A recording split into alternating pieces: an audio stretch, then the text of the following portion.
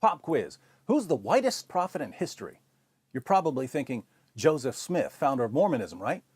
What if I told you there's a prophet out there who's so white he makes Joseph Smith look like Malcolm X? He's so white he makes a bowl of vanilla ice cream yell, "Get him out of here, he's blinding me!" He's so white his 9-year-old child bride didn't need a nightlight. What if I also told you that this pale, pasty white prophet had black slaves and referred to Ethiopians as raisin heads? Would you call him a racist? Or would you give him yet another free pass because our expectations automatically drop to the floor whenever we discuss the Prophet of Islam?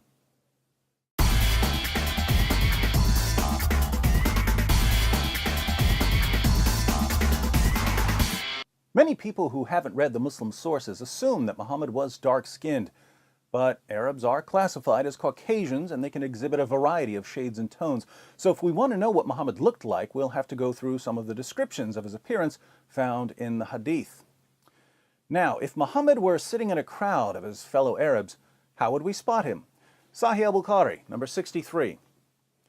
Narrated Anas bin Malik, while we were sitting with the Prophet in the mosque, a man came riding on a camel. He made his camel kneel down in the mosque, tied its foreleg, and then said, "Who amongst you is Muhammad?" At that time, the Prophet was sitting amongst us, leaning on his arm. We replied, "This white man reclining on his arm." "Hey, which one of you is Muhammad?" "This white Tom Willis-looking white guy leaning on his white arm, that's who." But let's keep reading about a prophet who makes the Brady Bunch look like NWA. Sahih Muslim, 6081. It was narrated that Abu Juhayfa said, "I saw the Messenger of Allah with a white complexion and some white hairs." White complexion with white hairs. Who knew that Anderson Cooper was a 7th century prophet? Sahih Muslim, 6071. It was narrated from Al-Jurairi from Abu at-Tufail. I said to him, "Did you see the Messenger of Allah?" He said, "Yes, he was white, with an elegant face." This guy's so white, he makes Queen Elizabeth look like Queen Latifah.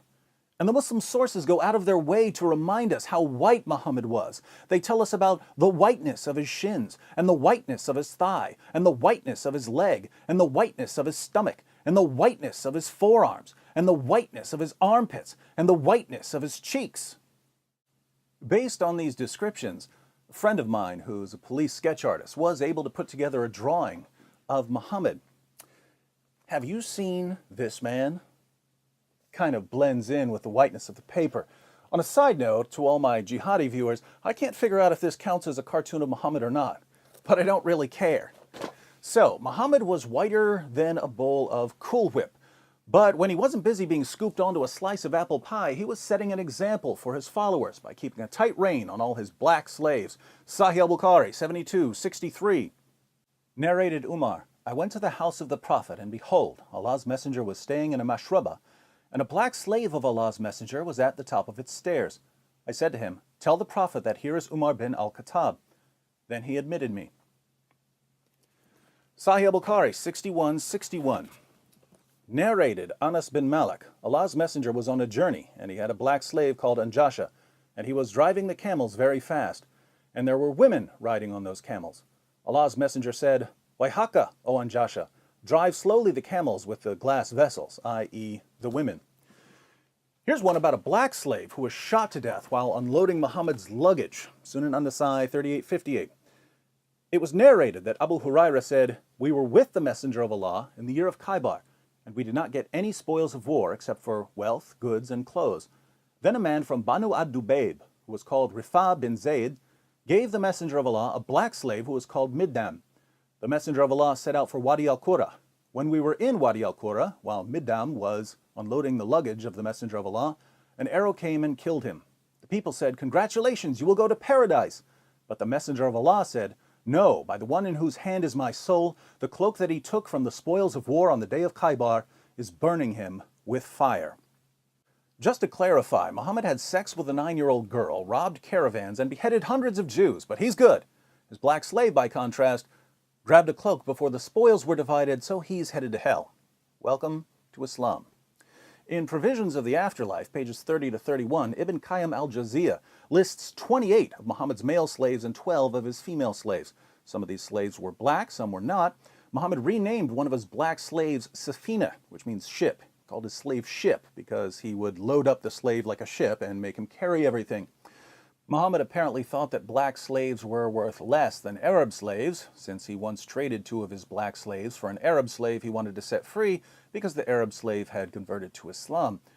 We know that Muhammad had sex with his female slaves because he eventually got one of them pregnant.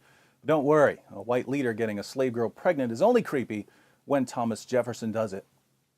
Speaking of leaders, mindlessly obeying Muslim leaders was so important to Muhammad that when he wanted to emphasize obedience, he told his followers that they had to obey even the worst leader imaginable. We find Muhammad's worst case scenario in Sahih al-Bukhari 7142. Narrated Anas bin Malik, Allah's Messenger said, "You should listen to and obey your imam, even if he was an Ethiopian slave whose head looks like a raisin." Muhammad gives a similar example in Sahih Muslim 3138, where he commands his followers to obey their leader, even if he's a black slave with missing limbs. So the worst possible leader of a community of Muslims, according to Muhammad, would be a black slave.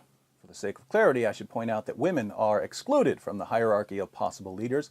Muhammad said that a nation will never be successful with a woman as a leader. But it gets worse. Muhammad tells his followers what Satan looks like in Ibn Asaq, page 243. The apostle said, "Whoever wants to see Satan, let him look at Nabtal ibn al-Harith. He was a sturdy black man with long flowing hair, inflamed eyes, and dark ruddy cheeks." Which one of you is the prophet?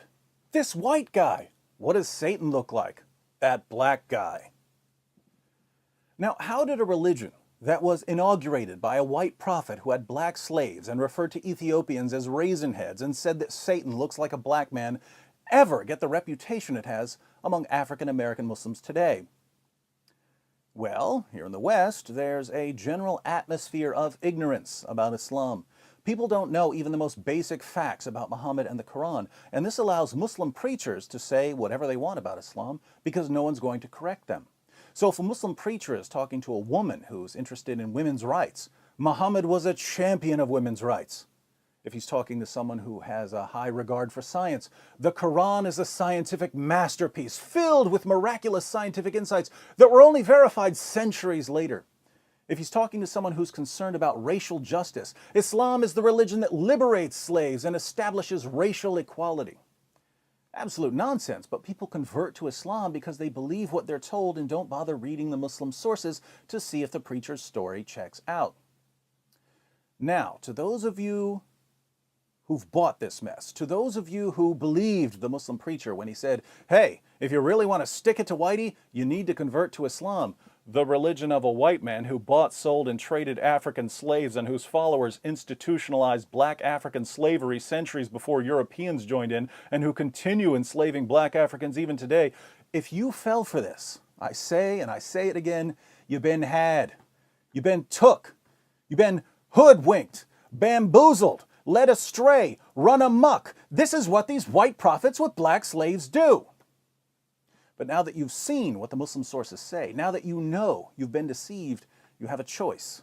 You can either leave Islam or you can continue serving a man whose descriptions in your most trusted sources make him completely indistinguishable from the Pillsbury Doughboy and whose teachings legitimized race-based slavery for 14 centuries. Just remember that if you continue honoring a slave trader who's about as dark as the cream filling of a Twinkie and who had black slaves and called Ethiopians raisin heads and said that Satan looks like a black man, you're not a freedom fighter or a social justice warrior or a champion of civil rights. You are the ultimate Uncle Tom. And in case you'd like to know how seriously they take Muhammad's whiteness in the Muslim world, I'll leave you with a quotation from Ash-Shifa, one of Islam's most popular and respected books on Muhammad's life and teachings. Ahmed ibn Sulaiman, Sahnun's companion, said that whoever says that the Prophet was black is killed. The Prophet was not black. Calling Muhammad a black man was a death penalty.